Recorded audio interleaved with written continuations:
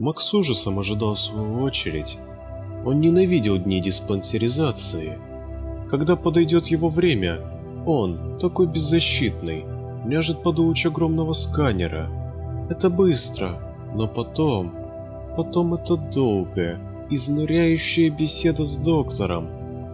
Вы неправильно питаетесь, вы мало двигаетесь, ваши сосуды слабы, вы уже сделали так много операций по замене ваших сосудов, 5 замен вашего сердца. Вы на пределе. Прошу вас, начинайте делать упражнения.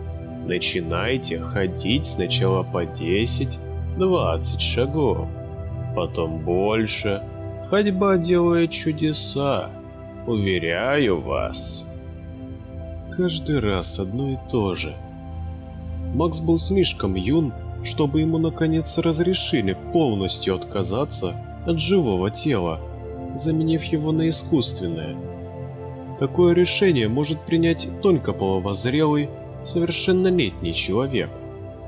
Только в 25 лет у Макса наконец появится право отказаться от своего хилого, истерзанного многочисленными операциями тела и стать совершенством.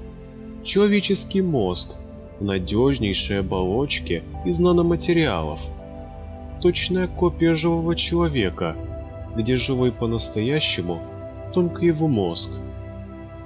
Но он еще не достиг ответственного половозрелого возраста, чтобы сдать наконец свое семя на заморозку и сохранение, и навсегда отказаться от этого слабого, истерзанного и ненужного ему тела.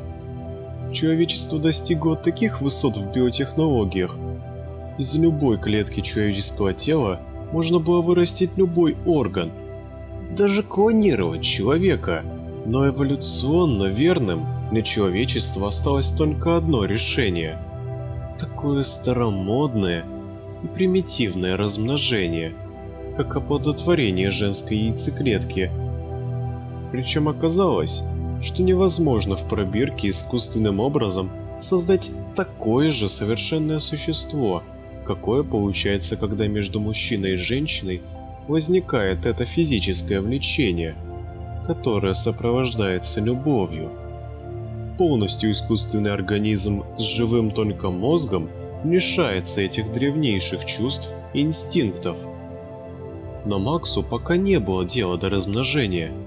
Ему было плевать на всех окружающих его девчонок, и он с тоской думал о том, что когда-нибудь ему придется заниматься с ними любовью, надеясь, что легко отделается тем, что сдаст наконец свое семя и навсегда забудет про диспансеризацию. Наконец доктор закончил свой монолог. Его сильные искусственные руки помогли Максу подняться и застегнуть серебристый легкий экзоскелет последней модели.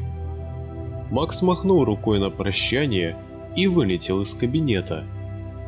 Легкое движение ног, и он уже на выходе из поликлиники. Небольшой изящный полуприсед, и Макс парит над небоскребами. Разве эта мощь сравнится с какой-то там ходьбой, с какой-то там любовью? Если тебе понравилась эта история «Не уже мой голос», не забудь поставить лайк и подписаться. Ну а в случае, если хочешь смотреть новое видео первым, не забудь про колокольчик. Всем удачи и пока-пока!